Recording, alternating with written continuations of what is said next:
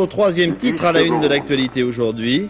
Le Parlement a finalement adopté la réforme de l'enseignement supérieur. Le Sénat l'examinera à la rentrée en août. Avant de revenir sur la longueur du débat, les manifestations qui l'ont marqué, voyons tout de suite ce qui a été modifié par rapport au projet initial. Principalement, une réduction du pourcentage des personnalités extérieures dans les conseils d'université et des précisions sur la notion de concours dans certaines spécialités. Estelle Gouze. C'est confirmé, tout bachelier peut entrer en première année universitaire sans aucune sélection.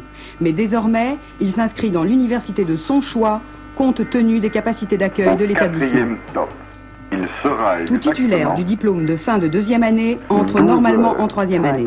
Donc plus de sélection, sauf dans quelques formations spécialisées qui seront énumérées par décret. Moins de personnalités extérieures dans les conseils d'université. Leur participation est réduite de 10% au profit des étudiants et des enseignants. Les grandes écoles ne dépendant pas actuellement du ministère de l'Éducation choisiront ou non d'être rattachées au grand service de l'enseignement supérieur créé par la loi.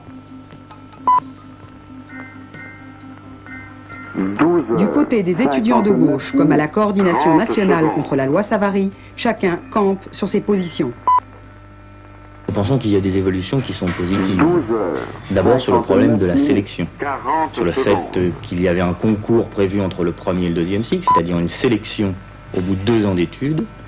Ceci était codifié par l'article 13. Cet article 13 a été en grande partie modifié, même s'il reste des petits problèmes sur lesquels nous serons très largement attentifs.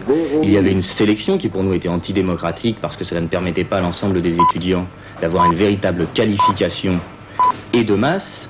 On ouvrait largement le premier cycle, on refermait le deuxième cycle. Aujourd'hui, l'Assemblée nationale, la majorité à l'Assemblée nationale a modifié cette contradiction qu'il y avait dans la réforme, et ça nous semble positif.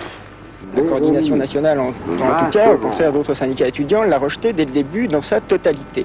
Ce n'est pas des amendements acceptés par le gouvernement, c'est-à-dire qui vont son aval et qui vont améliorer ou changer fondamentalement le texte. Le texte reste une mauvaise copie, nous lui mettons toujours 0. Il n'est pas question pour nous d'accepter ce texte davantage qu'il y a seulement 1 mois ou 1 mois et demi. Que comptez-vous faire alors ? Écoutez, la rentrée universitaire nous permettra de repartir, d'avoir une action concrète sur le texte, d'abord durant la discussion au Sénat. Nous espérons que les sénateurs feront un travail important d'amendement. Si le gouvernement reste aussi intransigeant sur certaines parties du projet de loi, et si la commission mixte paritaire Sénat-Assemblée ne nous donne pas satisfaction sur le texte, il n'est pas du tout interdit que nous fassions des manifestations d'ampleur à la rentrée en septembre, comme ça a eu lieu en septembre-octobre, comme ça a eu lieu récemment.